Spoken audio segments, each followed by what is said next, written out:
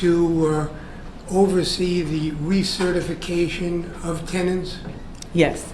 And would you just explain what recertification and what certification and recertification is? Okay.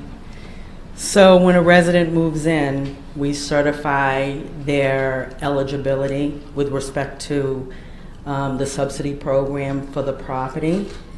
And so that's an initial certification. And then 12 months subsequent to that, we're required to do a recertification of family, household, income, and assets. And would that continue each year thereafter, that the tenant still resides at the location? Yes. And are there different subsidies, or are they all from the same source? So when the developer develops the property, there's various funding sources.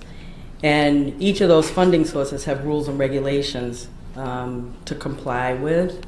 One of them is the low-income housing tax credit program, and that has the most stringent requirements for recertification. Are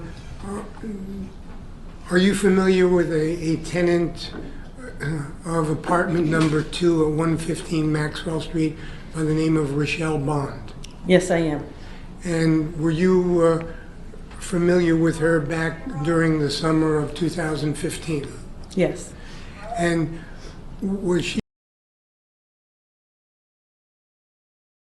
receiving some form of housing subsidy? Yes, based on the low-income housing tax credit regulations. Okay. And what did she have to certify to be eligible for that program? Household, income, and assets. Okay. And what about household membership? Yes. Okay. To be eligible for a 2-bedroom apartment, would she have had to have some dependents?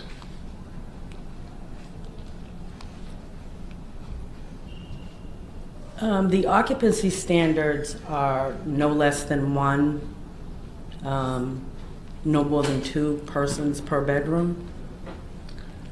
Okay, so for a 2-bedroom apartment, would she have, in order to be eligible for a 2-bedroom apartment, would she have to have other family members?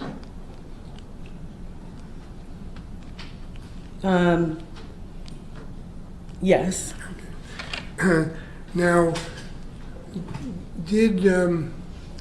was there an occasion on July 1st of 2015 when Ms. Bond came to your office to go through the recertification process?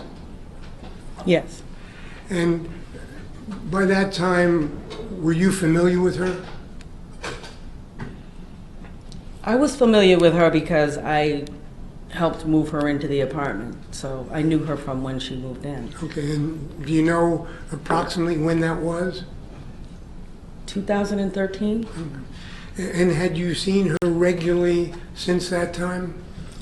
I wouldn't say regularly, but on occasion when she would come to pay the rent. Okay. And did you know her daughter? Yes. And how did you happen to know the daughter? She would be with her when she came to the office. All the time or some of the time? Most of the time. Okay. Now, directing your attention specifically to July 1st of 2015, did Ms. Bond come to the office to be recertified? Yes, I remember. What I remember is, I think she was late in recertifying, so we were just trying to catch up. Mm-hmm. And I was talking to her about rent also. Okay, but do you remember that this took place on July 1st of 2015? Actually, that's the meeting. I mean, I'll allow that question, but you remember it being around there? Or Yeah, around that time. Mhm.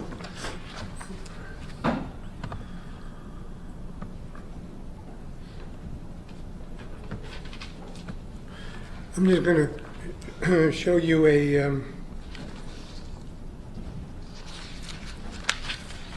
document, and I'm going to just ask you to read one paragraph to yourself and ask if it refreshes your recollection.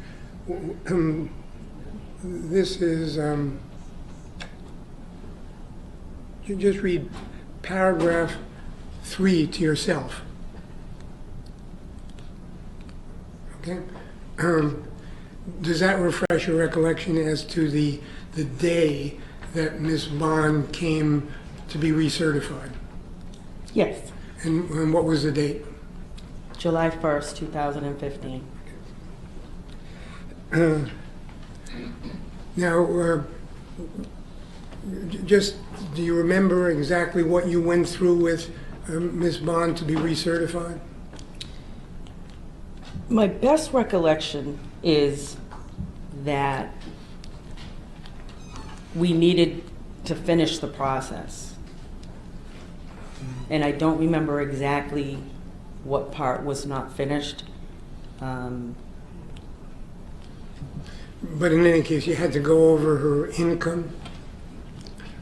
It wasn't the full process. It was, let's get it finished. Okay.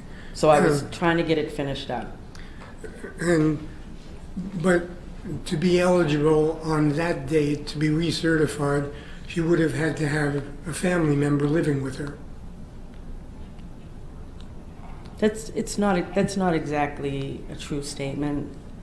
Well, to tell us whether or not Ms. Bond would have been eligible to rent that apartment with a subsidy if she were single.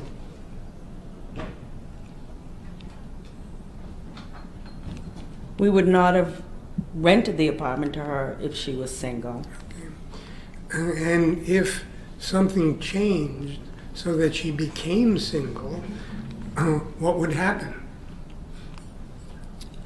We would document the change to the file, and addition to the tax credit regulations, there was MBHP state subsidy, and probably that program would have a concern about the number of occupants in the apartment. That's what I usually see when there is a change in occupancy. So that would be one of the reasons to find out if all the family members were still living there. Yep. And families that have this particular subsidy have to recertify with that agency, and they recertify with us. Okay. And when you say, and that is to recertify income, family membership, Yes. and so on? Yes. Okay. Now, when Ms. Bond came in on July 1st, was anybody with her? No, not that I recall. Was her daughter with her? No. Did you ask where her daughter was? I don't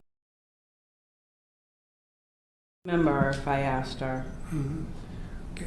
But in any case, as far as you can recall, she was alone. Yes. Was there anything unusual about her on that date? I remember being concerned. About what? The late recertification, late rent, a little bit about her behavior, and I remember being concerned. And what was the nature of your concern? That things might not have been going well, you know. She was paying her rent on time, she was recertifying on time. Well, were you Prior? concerned about drug issues? I do remember talking to when I was talking to the state police, I do remember saying that I was concerned. I, Well, if you look just at about her. Go ahead. paragraph 4, just read that to yourself. And the purpose of this is just to see if it now jogs your memory as to what you saw. I can't say that that statement is totally accurate in number 4. Well, actually, why don't we have Mr. Shapiro ask the question? Okay, Yeah. well, I'm asking you whether, after reading this, the document, does it refresh your recollection in any way As to, what your concerns were? Yes. And what were your concerns? My concerns were the late recertification and late rent. A lot of times, you know, in our business, this points to bigger issues, and so I do remember being concerned. And what were the bigger issues that you were concerned with? Well, sometimes the tenancy is at risk. If you're not recertifying, it's a part of the lease. If you're not paying rent, you know, people can get evicted. That's where my concern was. Right, because you were the manager. But I'm asking you whether your concern was based upon some specific observations of Ms. Bond other than just the late certification. Well, I do remember saying to the state police officer that she looked inebriated. And did you indicate for how long a period she had looked inebriated? No, because it was just during that moment, in that moment. Now, 2 weeks later, there was an inspection performed of the apartment. Is that right? Yeah, yes, I do believe so. Okay, and that's an annual requirement? Yes. And were you aware that that inspection had been completed? Not necessarily on that day. A lot of activity goes on. I can't say that on that day I was aware of it. But at some point after the Yes. inspection, did you become aware Yes. that it had gone on? Yes. And did you learn anything about whether or not Bella had been present at the interview? That is, Ms. Bond's daughter had been present at the interview. that's sustained. I have no further questions.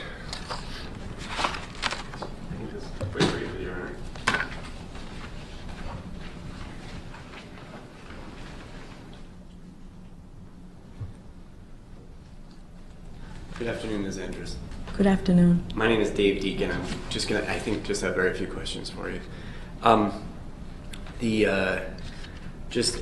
the only person who cares about this, but Ms. Bond's apartment rental, what are the agencies that coordinated it? And this is not a quiz, but do you remember the agencies who coordinated it? Who coordinated her apartment rental? Not a quiz. Would it be right to say that it was coordinated by the Massachusetts Department of Housing and Community Development with assistance from the Massachusetts Rental Voucher Program?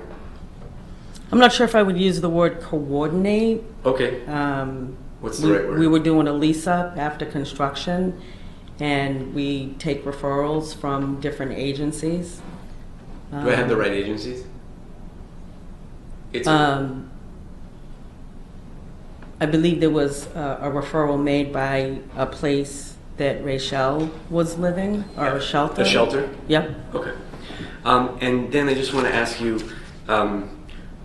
defense counsel asked you some questions about a statement that you gave to the state police. So the state police came to Wind Management and interviewed people, Yes. including you? Yes. Nothing further. Thank you, ma'am. Thank you.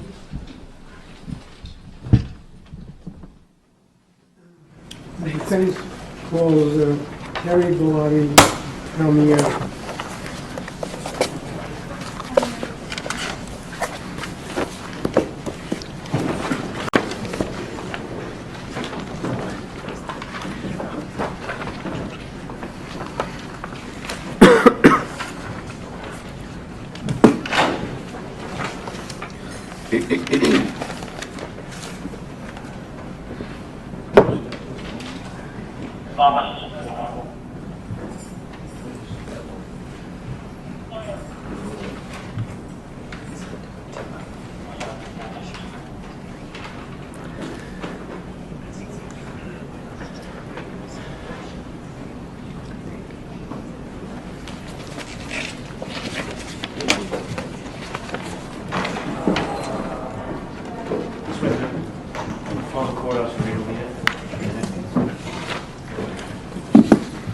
stand right here, raise your right hand and face the clerk. Do you solemnly swear the testimony you shall give this court and jury in the issue now pending between the Commonwealth and the defendant at the bar shall be the truth, the whole truth, and nothing but the truth, so help you God? Yes, I do. Have a seat, Right this please. way.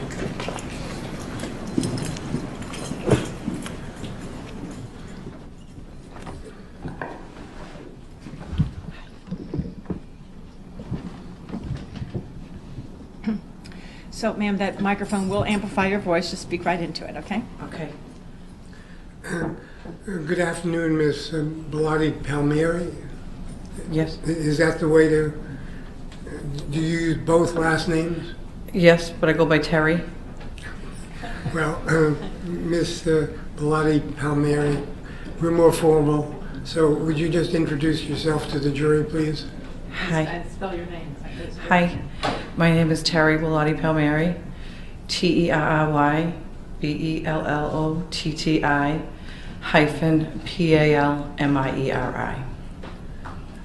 Let me ask you, Miss Bellotti, are you related to Francis X. Bellotti?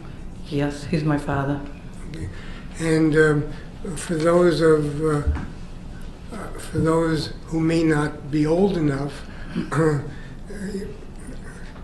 was he the lieutenant governor in the 60s and the attorney general for the Commonwealth of Massachusetts in the 70s and 80s? Yes. Ms. Bellotti, how are you employed? I am a branch manager at Eastern Bank, And where is that located? Quincy, Massachusetts. How long have you been employed there? I've worked there for over 10 years. And what do you do? I manage the branch. And have you managed that branch for 10 years? Yes. Ms. Bellotti, do you regularly attend a church in Quincy? I used to attend Sacred Heart Church in North Quincy till I moved. Okay. And up until what point did you attend the Sacred Heart Church? August in 2016. I mean, I still go during the week there, but not on Sundays. Okay. But up until prior to August of 2016, did you regularly attend there on Sundays? Yes, the 7:30 Mass. Were or are you familiar with a man by the name of Joseph McCarthy Sr.? Yes. And how did you know Mr. McCarthy? He went to the same Mass and sat within 3 pews of where I sat. And how regularly did Mr. Joseph McCarthy attend? He was there every Sunday. And did he attend with his son? Yes, he did. And is his son Michael McCarthy? Yes. And do you see Michael McCarthy in the courtroom today? Yes, I do. And can you just point to him and tell us what color shirt he's wearing? Blue. Let the record reflect that. Not like right next to him. And so you did, that was your interaction with Michael McCarthy? Yes.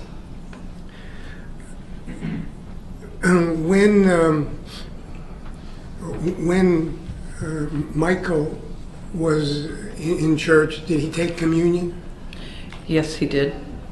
every Sunday? I couldn't say every Sunday, but I know, the only reason I kind of noticed is because his father didn't.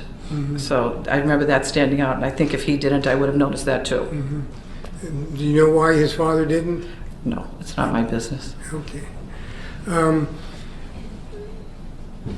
mean, can you tell us anything about Michael McCarthy's demeanor at the church? He was respectful of being in church and did what we're supposed to do in church. Kneel, pray, go to communion. At some point, did you learn that Michael McCarthy had been arrested in the case of what was then called Baby Doe? I did, and I did say to my husband, I had just seen him in church. Wait, hold on, wait a minute. As to what you said, that's the thing. Okay. Okay. And was that something that stuck out in your mind? Yes. And how much before the time that you learned of his arrest had you seen him in church? The Sunday before. And do you recall seeing him regularly that summer before the time of his arrest? Yes, I do.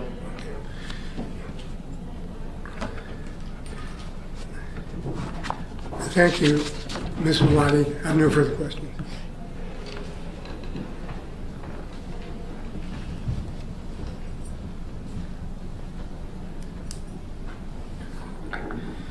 Good afternoon, Ms. Bellotti. Good afternoon. My name is Dave Deacon. I just ask you a few questions. Sure.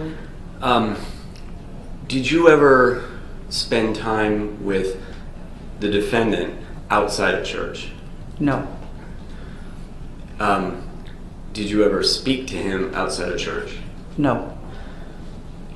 Other than the sign of the peace, did you ever speak to him in church? No. Nothing further. Thank you.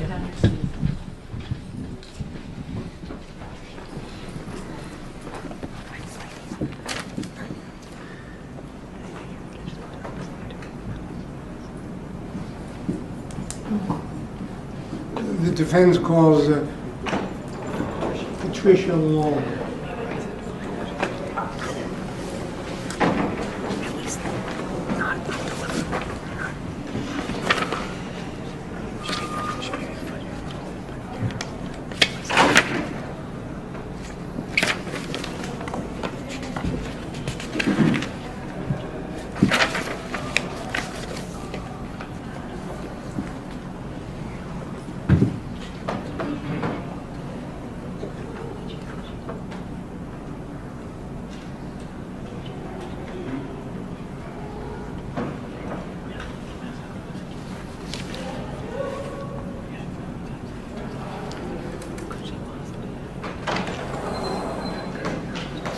Call me, man. Call the courthouse restriction, please. You stand right here, raise your right hand and face the clerk. Do you solemnly swear the testimony you shall give this court and jury in the issue now pending between the Commonwealth and the defendant at the bar shall be the truth, the whole truth, and nothing but the truth, so help you God? I do.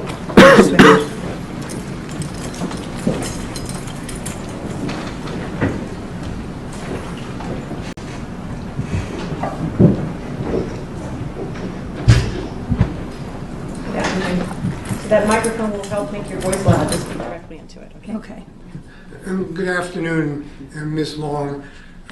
Would you please identify yourself, introduce yourself to the jury, and just spell your last name? Patricia Long, L-O-N-G, And where do you live, Ms. Long? in Quincy, And how long have you lived there? 25 years. And do you have a business in Quincy? I do. And what is that business? Hobrow's Flower Shop, And do you own that shop? I do. And is it a florist that provides flowers? Full and- service flower shop delivery. Okay. And how long have you done that? Since I was 16, 17, my family's been doing it for 120 years. So this is the family business? Yes. And where is it located? Currently, it's at 645 Hancock Street. Okay. I moved a year ago. Before that, it was 60 Billings Road, Quincy. Miss Long, do you know a person by the name of Joseph McCarthy? I do. And how do you know him? He has a business in the area where my flower shop is now located, and it's still close to where it used to be located. Okay. So is he at 618 Hancock Street and you're at 645? Yes, Is it the same block or the next block? it's within 2 blocks, but that's only been for the last year. Okay. And did you know him before I did. you actually moved? I did. And where did you know him from? I knew him from church, and I knew him from his plumbing business. Okay. Did you ever use his business? I referred him to people, friends, family, so What church do you attend? Sacred Heart Parish. And how long have you attended that church? Since they closed my church, so probably 8 years, 10 years. And have you known Joseph McCarthy from church? Yes. Do you know his son, Michael McCarthy? To see. I don't really know him. Okay. And how do you know him, just to see? At church. And, I'd see him with his father on Sundays at church. okay. And how regularly do they attend the Sacred Heart Parish? Every time I was there, I'd say I saw them. Okay. And can you describe, do you recognize Mr. McCarthy in court here? Yes. Okay. And just point him out. What color shirt is he wearing? Blue. Let the record show that the witness has identified Michael McCarthy. Yes. Ms. Long, would you describe, to the extent that you can, what interaction you had with Michael McCarthy? Well, when we were in church, we basically sat in the same section, within 5 pews, depending on who sat where when. Him and his father were always in church prior to my arrival. I'm not always on time. Okay. Any other interaction in terms of? If there was peace, when it comes time to give the sign of peace, we either shook hands or waved. And just tell us what the sign of the peace is. Sign of peace is shaking somebody else's hand, or you wave if you don't want to shake their hand. And is this a regular part of? It's part of Mass.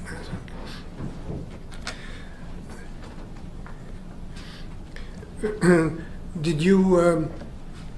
you describe Michael McCarthy's demeanor when you observed him in church? Other than the fact that I saw him, I never noticed anything. Well, Meaning, I mean, everybody did, if you stand when you stand, you sit when you sit, you kneel when you kneel. and how did he appear? Just like everybody else in church. Did you see Michael and his father anywhere after church? My flower shop at the time had been around the corner from Sacred Heart Parish, so I would park at my flower shop, and I would often see him and his father walking by my flower shop to go to a breakfast place.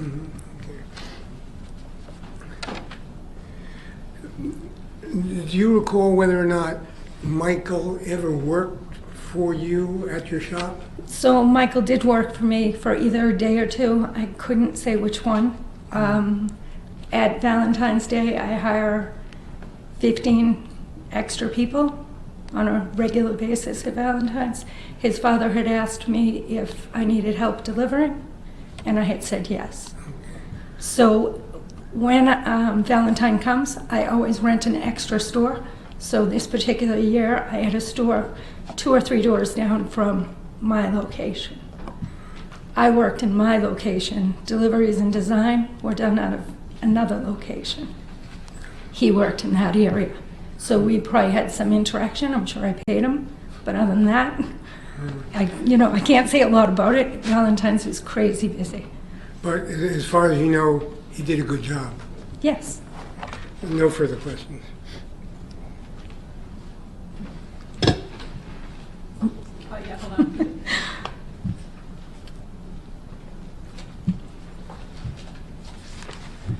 Good afternoon, Ms. Long. My name is Dave Deacon. I just think I have a very few questions for you. Sure.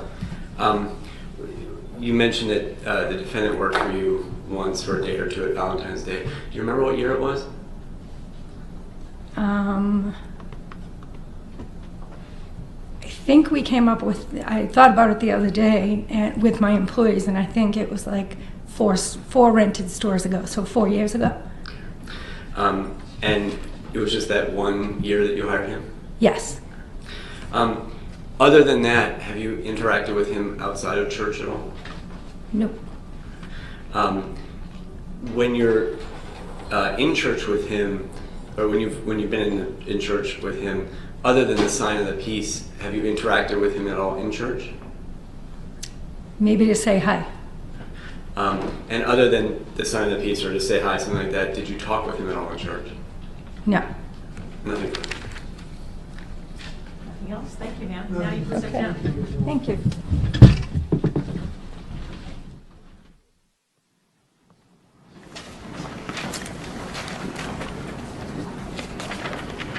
Defense calls Susan Knoll.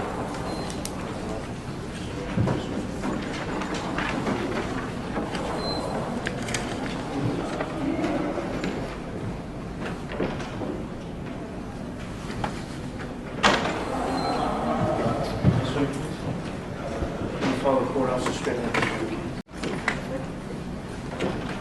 Stand right here, raise your right hand and face the clerk. Do you solemnly swear the testimony you shall give this court and jury in the issue now pending between the Commonwealth and the defendant at the bar should be the truth, the whole truth, and nothing but the truth, so help you God? I do. Have a seat, please.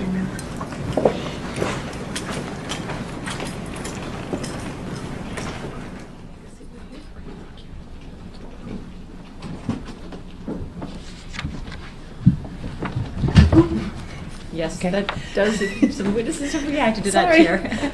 That microphone also makes your voice a little louder, so that's good, so that all the jurors can hear. Just speak right into the microphone. Okay, great. Good afternoon, Ms. Knoll. Good afternoon. Ms. Knoll, would you please introduce yourself to the jury and spell your last name? Sure, my name's Susan Knoll, N-O-H-L. I'm the Deputy Director at the Metropolitan Boston Housing Partnership.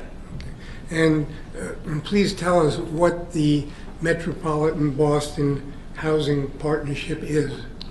Metropolitan Boston Housing Partnership, or MBHP is the acronym, is a private nonprofit regional administering agency of housing services.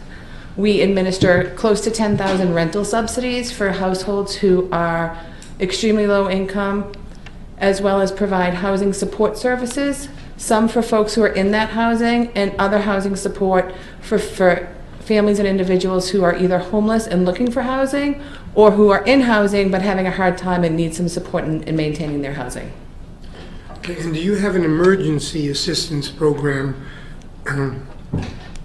We administer a residential assistance for families in transition program. We no longer administer emergency assistance for the state of Massachusetts. What is the program for families in transition? The residential assistance for family in transition is up to $4,000 in assistance during a 12-month period for a household who meets the eligibility requirements and who is facing a housing crisis. So they are either homeless and need to access housing and may need funds for first and last month's rent, security deposit, moving cost, or they're currently in housing and are facing possible eviction because of a non-payment of rent situation, or because they're at risk of losing their utility service for which they're responsible for. That's a mouthful. So, Ms. Knoll, are you familiar with a person by the name of Rochelle Bond? I'm familiar with the participant file. I don't know her as a person. Okay, so you reviewed her file. I did. And was she a part of one of the subsidy programs that you administer? So she was receiving rental assistance, which is different than emergency type assistance. Rental assistance is ongoing payments on a monthly basis to a property owner for a unit. And she was a participant in the program that we administer called the Massachusetts Rental Voucher Program. That's a state-funded program through the Department of Housing and Community Development. And households who are eligible for that program pay 40% of their household income towards the rent, and then the housing agency, in our case it would be MBHP, pays the remainder of the contract rent directly to the property owner.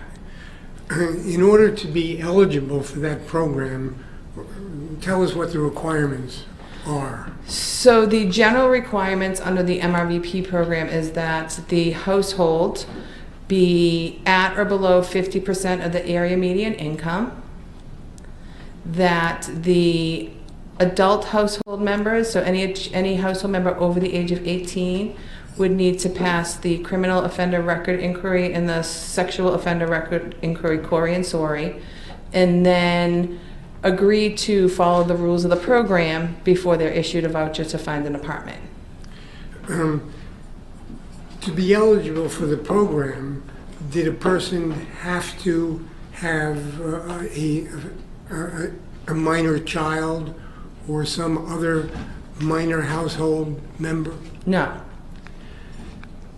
And did the apartment for which the person would receive assistance depend upon the number of people in the household?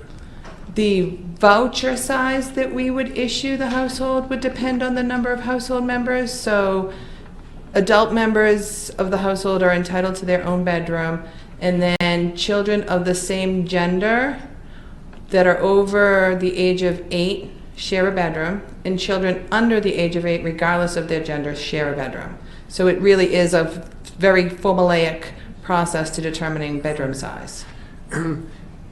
Was the subsidy that Ms. Bond received dependent upon having a minor child?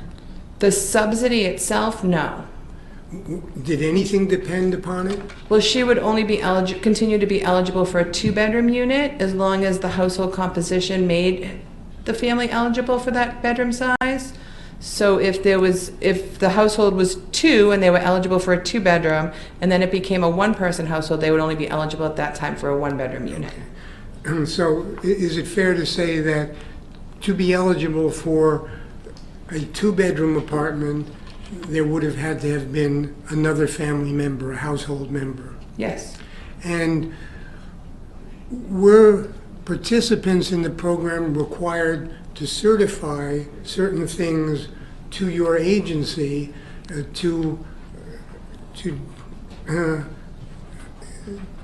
so that it could be determined what they were eligible for? Yes, under the program, there's an annual recertification process that requires the head of household, which is typically one of the adult members or the only adult member, to complete paperwork and submit documentation. And that paperwork would require the head of household to list all household members, provide documentation of all sources of income for all household members, and then sign a variety of forms, including a statement of family responsibilities, which is basically the rules of the program, what you have to do and what you can't do in order to maintain your eligibility. And then also sign a general release that would allow us to verify any income information that was submitted. Okay. On the basis of your review of the records, did Ms. Bond file such a recertification on July 13th of 2015? Yes. I'm going to just put on the monitor a document and ask if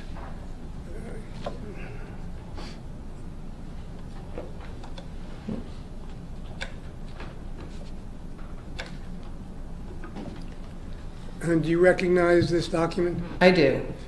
And would you describe what it is?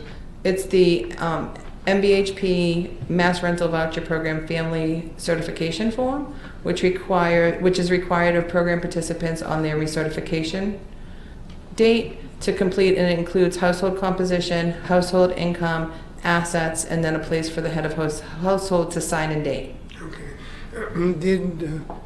And then just showing you the second page of this document, did Ms. Bond sign that? She did. And what was the date on which she signed it? July 13th, 2015. And was this did she have to certify this basically under oath? The certification certifies, states that the person signing certifies that the above information on household composition, household income, and assets is complete, true, and correct to the best of my knowledge, and that the person signing understands that giving false statements or information can be grounds for termination of housing assistance and for punishment under the state law. Okay. In this particular certification form, did Ms. Bond certify that she was the head of a household? She did. And did she certify that she had a child? She did. I'm sorry, is this going to be admitted, we're now testifying about the contents, is there any objection to it being admitted? No. Okay, so why don't we go ahead and mark it, and then we can go over what it says.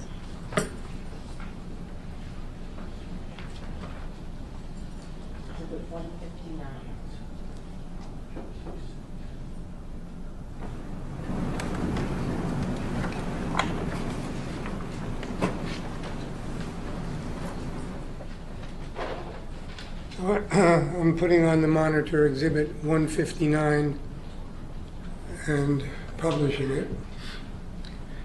Is this the document that you just referred to? Yes. And the first part of it is household composition? Correct. And in that part, Ms. Bond certified that she was the head of the household, and Bella Bond was her child and a member of that household. Yes. And this was on July 13th of 2015. Yes. And in the second part of the form, it indicates household income. Yes. And Ms. Bond certified that she was receiving a certain amount, $733 monthly. Correct? Correct. And do you know where that came from? I believe it was Social Security income. Okay. SSI. Yes. And she also certified that Bella Bond was receiving money monthly. Correct. And she certified that Bella was receiving $388 monthly. Yes.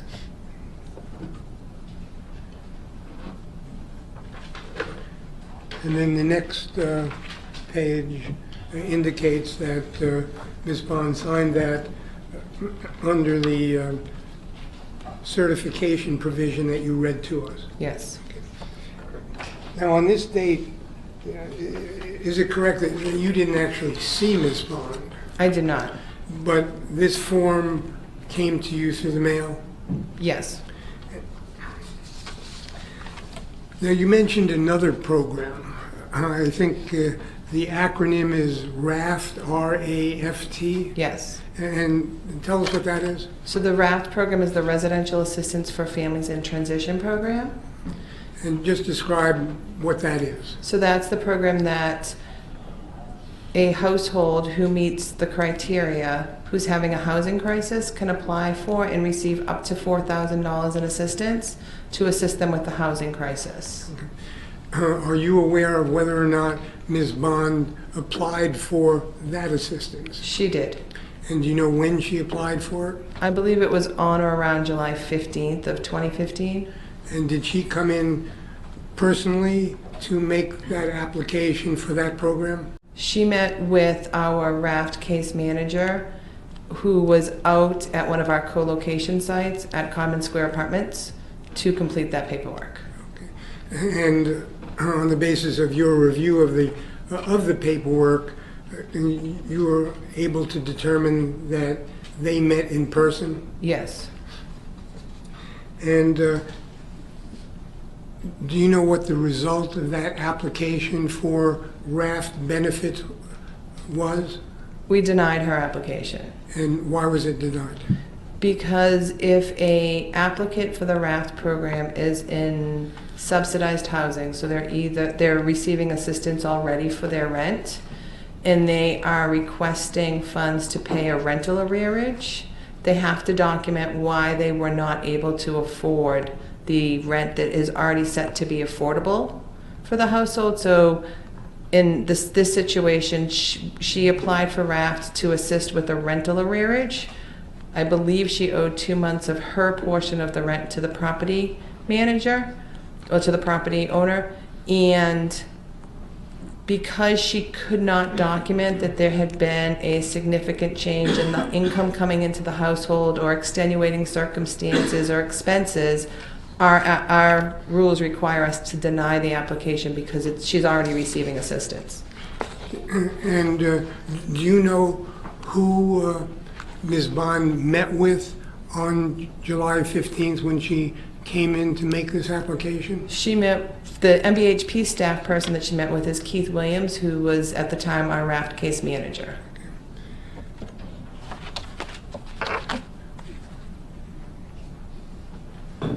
Thank you, Ms. Knoll. I have no further questions. Pretty good, thank you.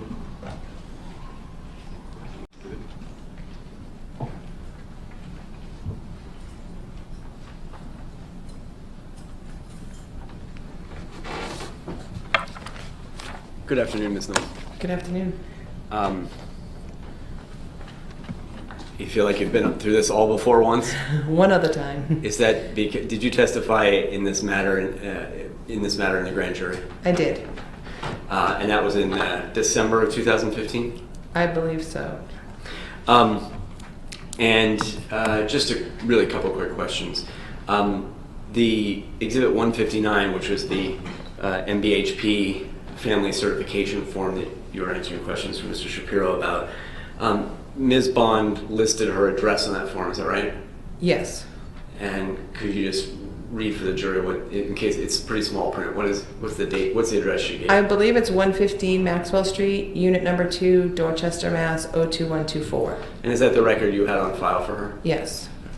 There's a place there for telephone. Did she list a telephone number? She did not. And there's a place for email address. Did she list an email address? She did not.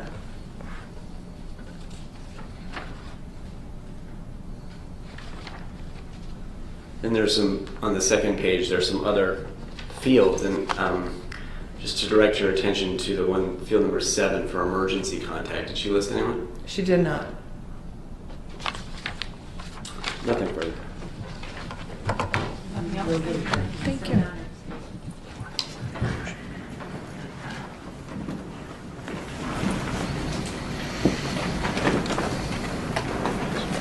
This way, please. Thank you.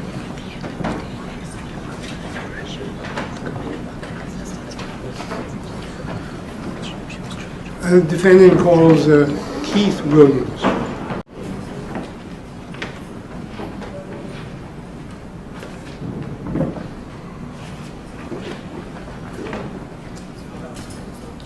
Sorry, right this way. So we're gonna start right here. You're gonna raise your right hand. You're gonna face it right. Raise your right hand. Do you solemnly swear the testimony you shall give this court and jury, and this shall now pending between the Commonwealth and the defendant at the bar, shall be the truth, the whole truth, and nothing but the truth, so help you God? I do. Have a seat, please. Right this way, sir. Straight ahead.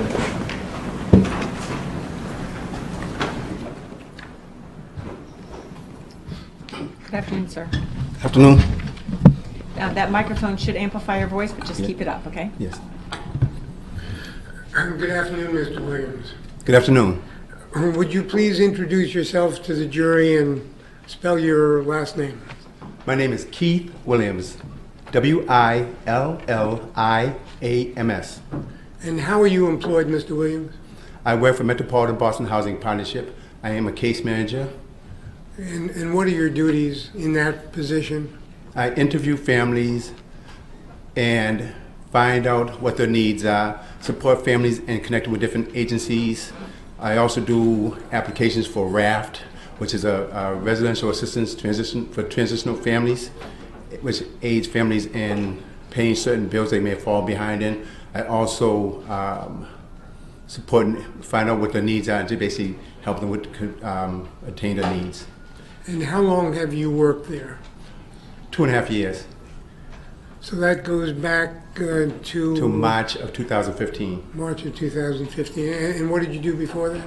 I worked for a family program called Justice Resource Institute, and I did that for 1.5 years, and then I worked for Welfare Department, the Department of Transitional Assistance for 25 years. Now,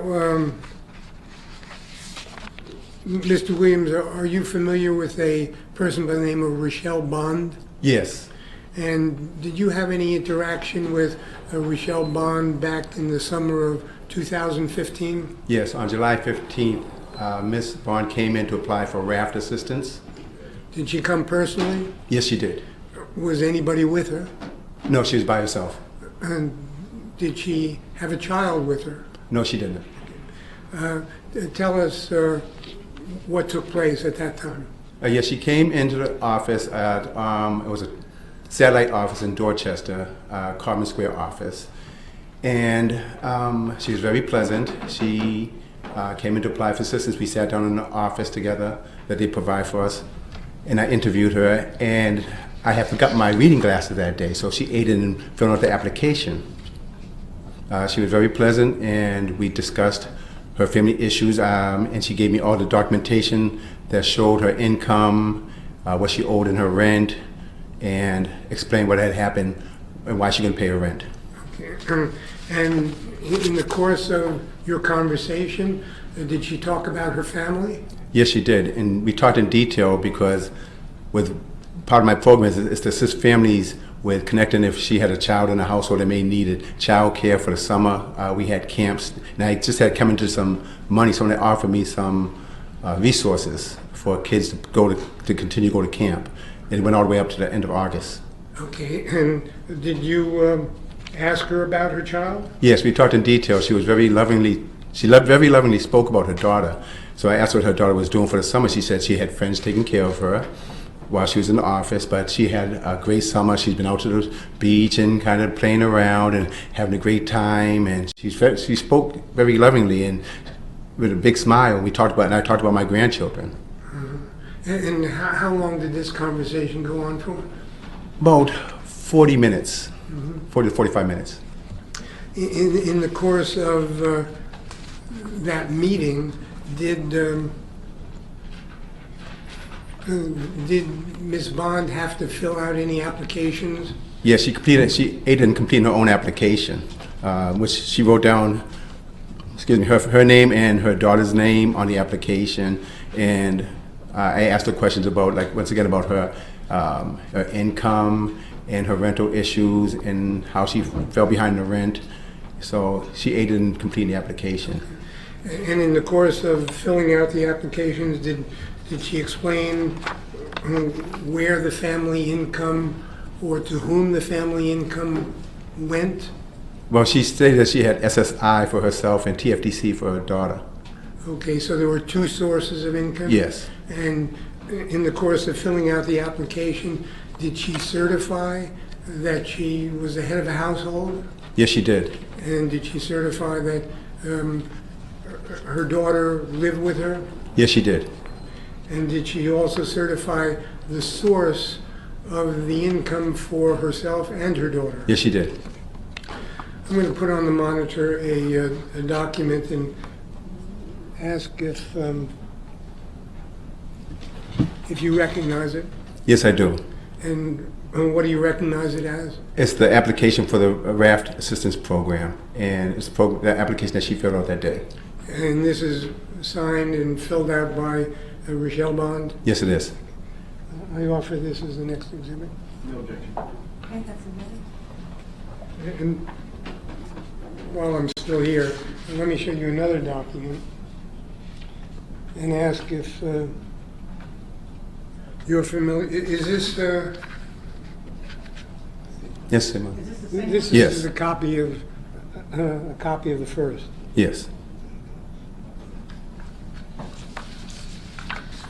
Now we have a big one up. Yeah. What's the second page of this? Well, that's I'm sorry, yeah, there's 2 pages there, Mr. there's 2 pages for it. There we go. And what is is this a document that goes along with the application? Yes. And it's the statement of the rights of anybody who is participating? Yes. I offer this as as one next document. Okay, it's a single exhibit you're saying? 2-page exhibit. No, actually, There's a third page too. 3, 4 pages. 4 pages, Yes. okay.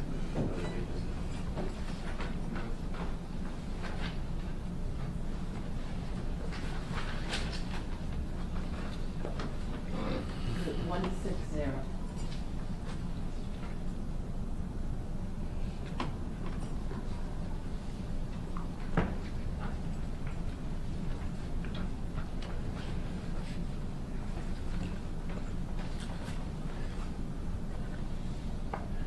I'm publishing Exhibit 160. This is the first page of the application, Yes, it is.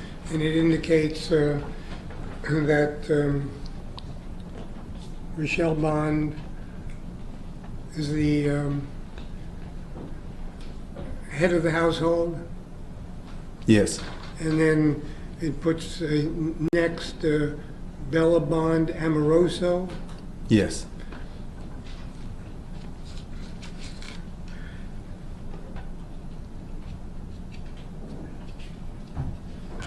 And this page certifies the income for both herself and Bella Bond. Yes, it does.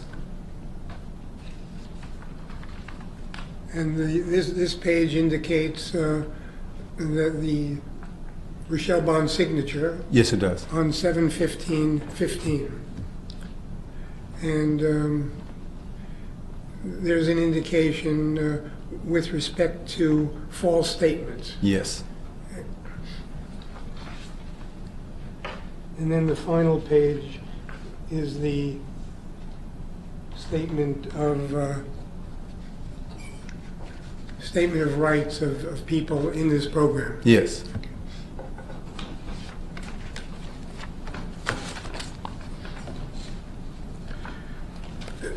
Did Miss Bond was she eligible for this additional assistance? No, she wasn't eligible for the assistance. She was actually denied. Okay, and what was the reason for that? Her income was adequate to pay her rent. The fact that she didn't pay her rent, you have to have just cause not to pay your rent. If something was an extreme emergency, something that's prevented you, say your income ended, or someone was sick in your family, or something that took the money that you would have paid for your rent. So superseded the money that you would pay for your rent. So she was actually able to pay her rent. Thank you, Mr. Williams. I have no further questions.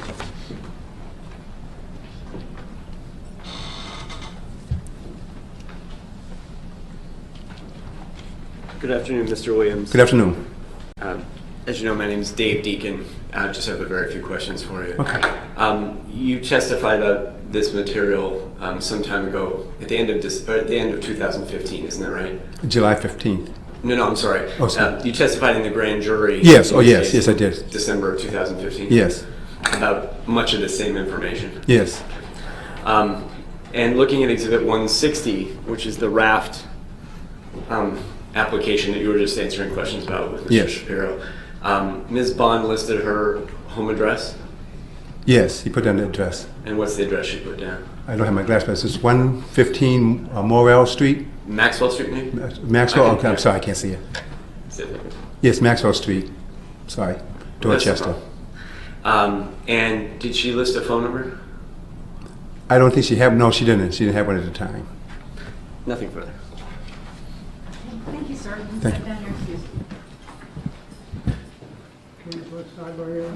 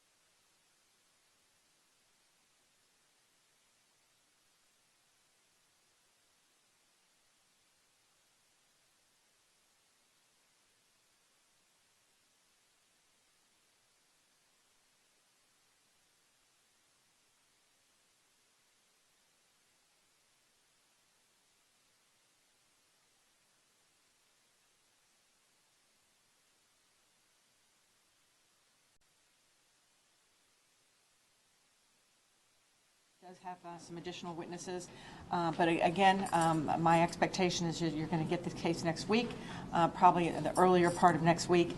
We'll then release you for the weekend with my instructions again, not to talk about this case with anyone, not to do any independent research. Specifically, don't use the internet for that purpose, or use the internet to blog, post, or communicate about this case and what's happening here in this courtroom. Refrain from listening to or reading news reports, Stay away from anybody you know to be associated with the case, and be on time so that we can start promptly at 9 o'clock on Monday morning. We'll see you then. All right. Shapiro, what do you expect to happen on Monday? I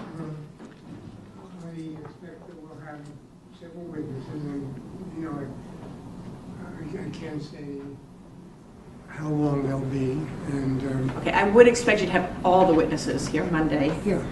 So we won't run out. Correct. And then I take it you're not prepared to inform the court, or have you made a decision as to whether the defendant's going to testify? No, but we're going to consider that over Okay, the weekend. and so you'll inform the court. Again, it's just for scheduling purposes. I just want to make sure.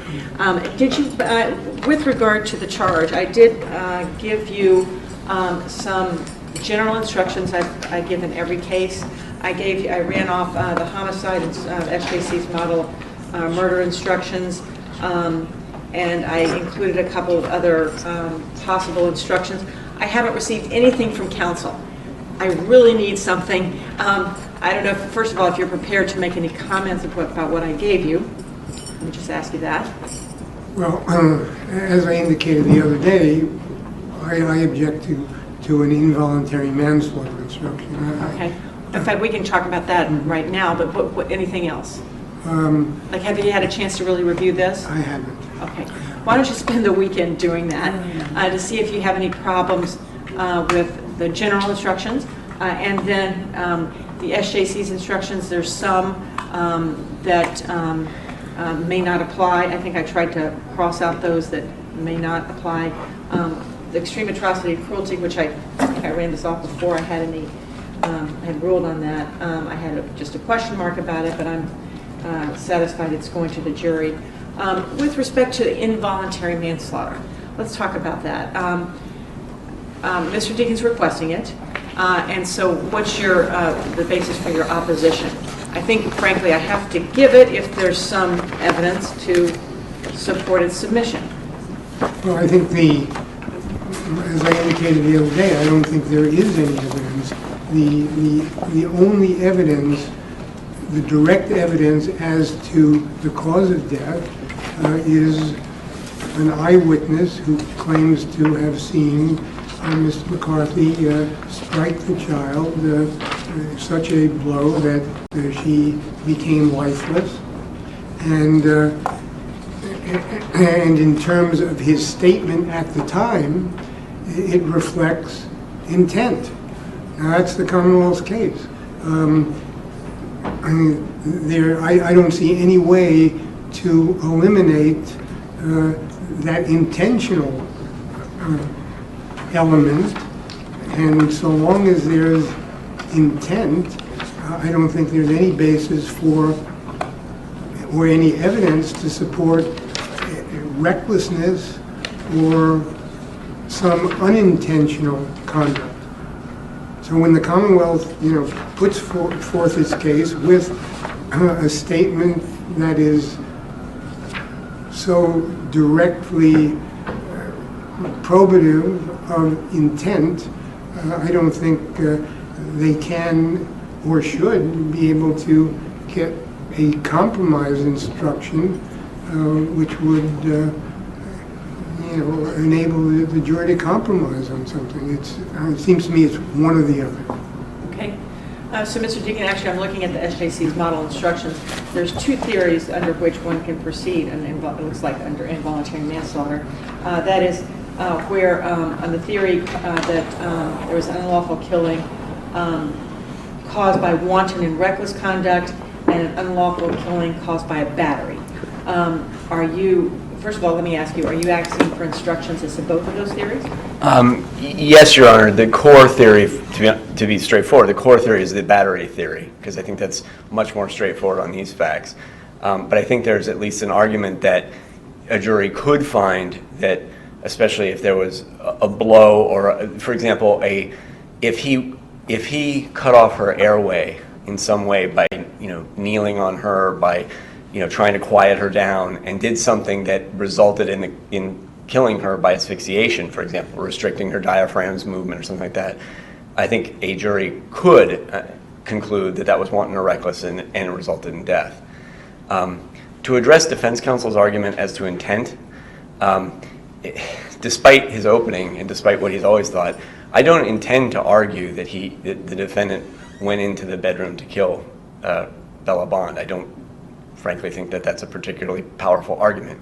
I intend to argue that after he killed her, in an attempt to rationalize his action for Ms. Bond and get her to either forgive him or accommodate him, he said what she alleges he said. That is, it was her time, she just died, it was her time, she was a demon, in the hopes that Ms. Bond would accept that and not report him to the police. So while I think... I'm puzzled. You said you're not taking the position he intended to kill her. I'm not saying, my point is, I don't necessarily believe that he had the intention as he entered the bedroom to kill her. I think that the acts that he is alleged to have committed required premeditation, in the sense that if you strike a child hard in the abdomen, chest, or the abdomen area, that requires premeditation. That's not something you can do. Well, it requires some kind of focusing the forethought. mind.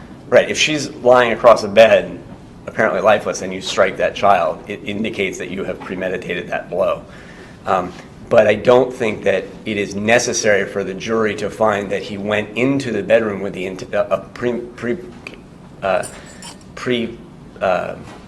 conceived plan to kill her in order to find premeditation. And I think on the evidence as it stands, it is much more likely that that statement was designed to try to secure her cooperation in a cover-up. I think it's also probative of his attitude toward the child. I mean, that's not something you would say about a child, whether she was alive or dead, if you cared for her very much. But I don't think it's necessarily, I don't think the jury has to find that he said that as motive, meaning pre-existing motive. Okay, so but you're not on the other, but you are asking that I charge the jury on murder in the first degree, deliberate premeditation. Yes, Your Honor. So I guess you're saying one could have a reasonable doubt as to that. Correct. And still conclude that while he didn't go in there intending to kill her, I think or the best, even cause serious injury, he did some acts which were either wanton and reckless or caused by a battery, and that his statement that he somehow had a plan to do this to exorcise demons was just to get Rochelle on board? In fairness, his statement was not that he had a plan to do this to exorcise demons. What he said to her after the alleged murder her time to die. She just died, it was her time, she was a demon. And the Commonwealth's point is we don't have to prove a motive. We don't have to prove that he went in there to kill her, to prove premeditation. If there were evidence of that, we would obviously argue it as premeditation, but we don't have to prove that in order to prove premeditation. And I think on the evidence as it's come out at trial, there doesn't seem to me to be evidence that we can prove that he went into the bedroom with a formulated plan to kill the child. That doesn't mean that he didn't have animosity toward the child, and it doesn't mean that his statements after the fact aren't relevant to his state of mind before the fact. But we're not arguing, we don't see a view of the evidence, and nor did we at the outset of this trial, that it is a motive situation. Well, so, and I'm going to look over these instructions, but the key difference between murder in the first degree, or second degree for that matter, is malice aforethought. and involuntary manslaughter is precisely what? How would you define that key difference? Malice. Malice aforethought. Okay, so it's the absence of malice that is, or the malice is the distinction. And as Your Honor is well aware, the line between third-pronged malice and intent for voluntary manslaughter is razor thin. It's the intent required for wanton or reckless conduct or assault, manslaughter, and the intent required to establish third-pronged malice is, it's an area that I think juries wrestle with all the time, but it's very fine line. Mm-hmm. And a jury could well find that he did not have malice aforethought, but that he nonetheless treated her either assaultively or wanton and recklessly, and in so doing caused her death. So the third-pronged malice being the intent to cause, again, how would you formulate third-pronged malice? It's committing intent to cause serious injury. It's not intent, it's committing an act that an ordinary person in that position would recognize had a plain and strong likelihood of death.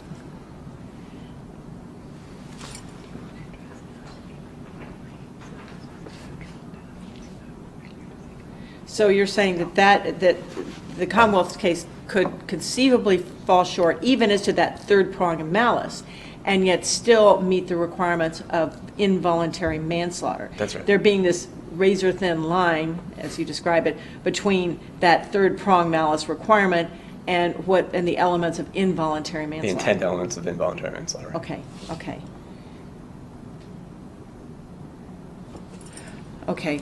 I would just add the final point in my argument would be, Your Honor, that as Your Honor noted under the case law, if any plausible, any rational view of the facts that the jury could take would meet all the elements of a lesser included offense, as my understanding of the case law is Woodward and Chase. Which Yes, the Louise Woodward case. But it's actually, and it's everybody knows the Woodward case. For that, it's the first case I always think of, Your Honor. But there's also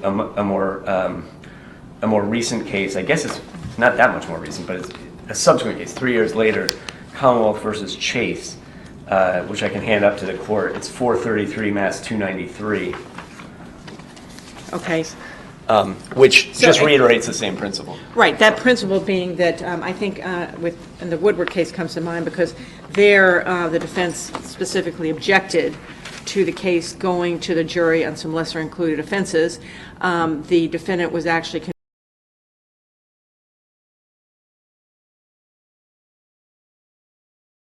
convicted of was it murder in the second degree? I think it was murder in the second degree. Okay, and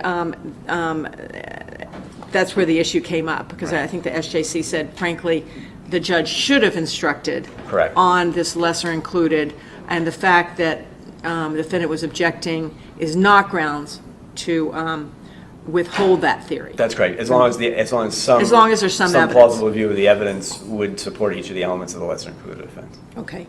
Okay, so I'll read this case. I also have a copy of Woodward, if Your Honor. Yeah, remembering the Woodward case, and it was that one that came to mind, I was inclined to submit it. I think that's a safer course in any event. It's kind of like the same standard, a little bit like the standard that applies to motion for a directed verdict. If there's a rational basis, a rational jury could conclude or could find the defendant guilty on that lesser offense, then I should submit it. Okay, so there's that issue. I just want to respond. I think it's outrageous. Remember the Commonwealth's opening?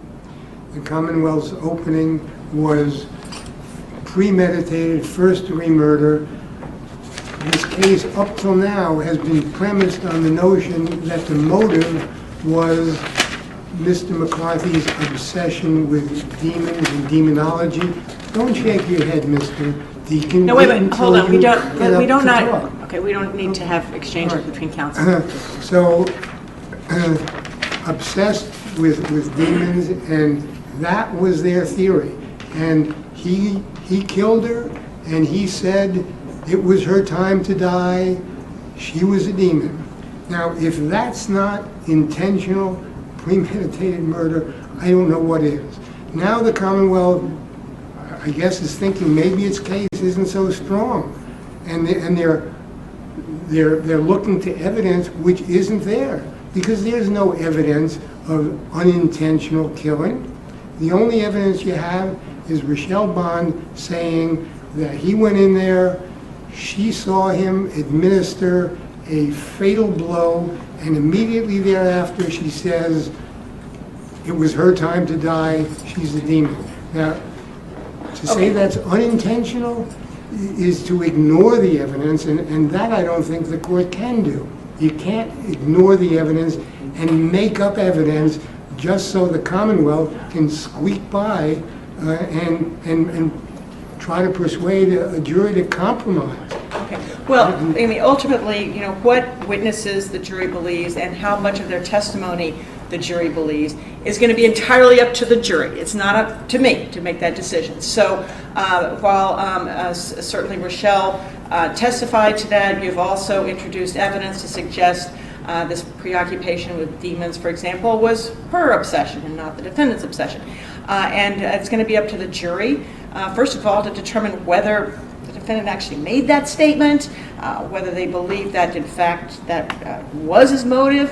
And I think what Mr. Deacon is saying is that the Commonwealth I mean, it shouldn't be straitjacketed into a single view of the evidence because it's going to be up to the jury as Yeah, to but what if the facts jury- the jury finds. If his argument is, well, the jury may not believe that that's what he said, but they're going to believe what she said, that that's what he did, they're parsing the testimony of one witness and say, okay, judge, don't pay any attention to this part of her testimony, but assume that that didn't happen.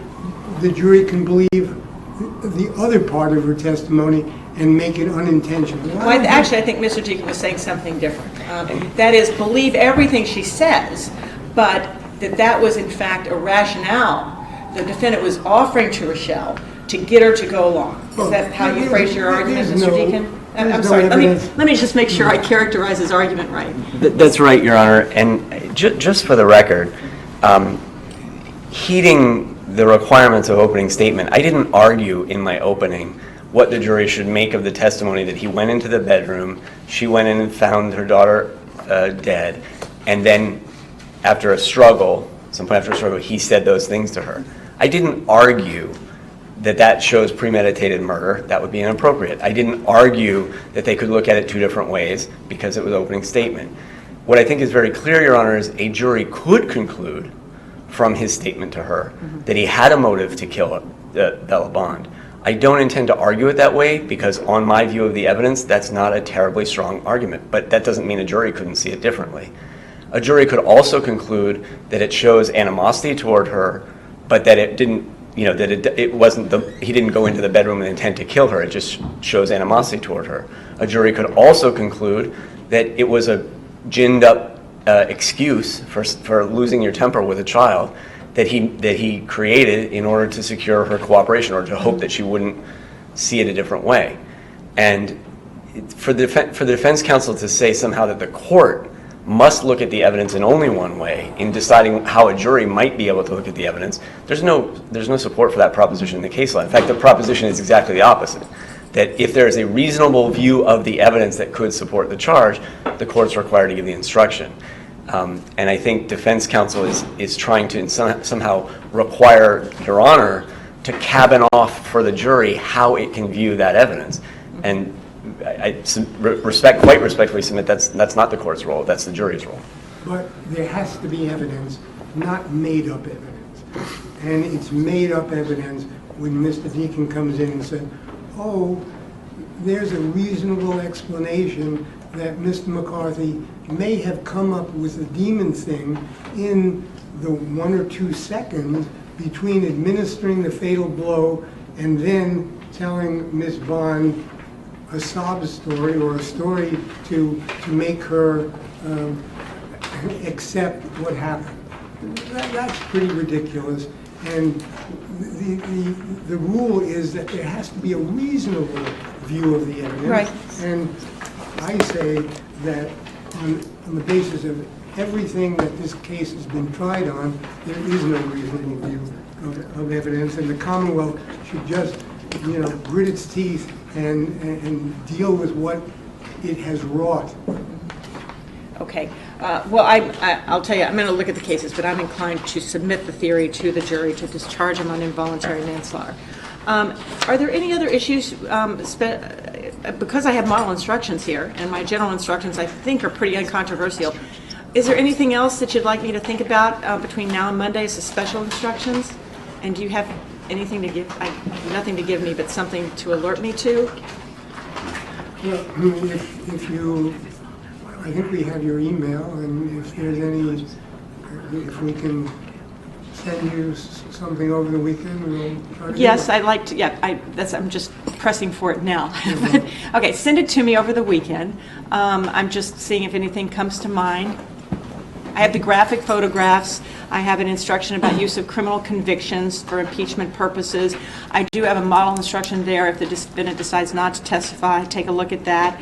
I think I gave you an alternative instruction for expert witnesses, which is a little different than what I have in my general instructions. I don't really have any strong feelings about that.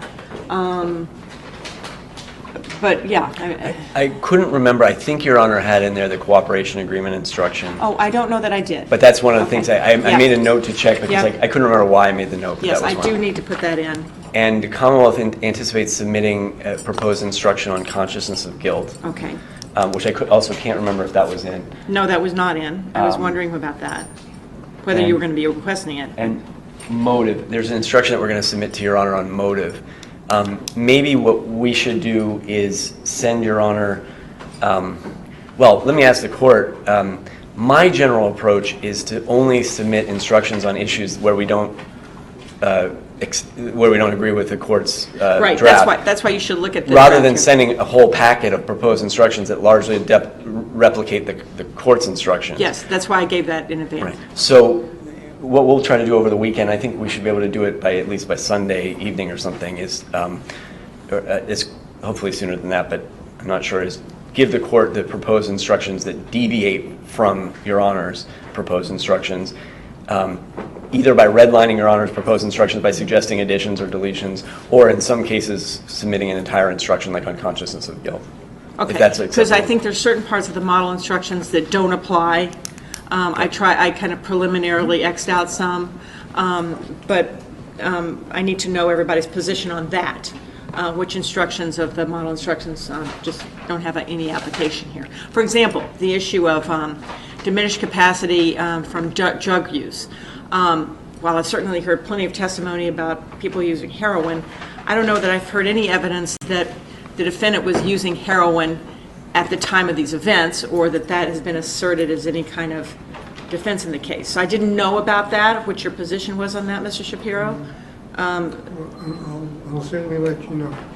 Okay, well, so let me know over the weekend, because I have the feeling, tell me if I'm wrong, that if the defendant chooses not to testify, that we're going to complete the testimony on Monday. Yes. Okay, so I want to start working on my instructions because they're going to be quite long, and I want to have written instructions for the jury. So I am going to be doing some work on that this weekend, thinking that we may just finish this case Monday. We will not, by the way, argue the case on Monday. Okay, so even if we finish at 11 o'clock on Monday, the case won't be submitted before Tuesday. And Your Honor, thank you for that, because I was actually going to rise to ask the court for Yeah. that, which I... Is that okay with you, Mr. Shapiro? Yes. Okay. It's actually very much, I can't speak for Shapiro, but it's very much appreciated by the Commonwealth. Does Your Honor have a sense of time limits on closings? Well, let's talk about that. I know there's a lot of wrinkles to it. What would counsel like to do? I've thought a lot about it, Your Honor.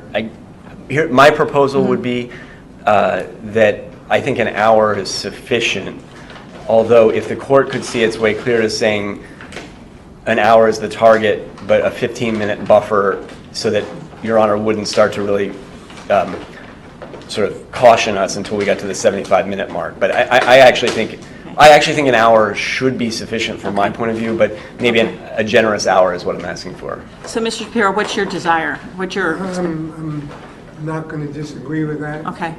Okay, so that sounds fine to me. You can plan accordingly.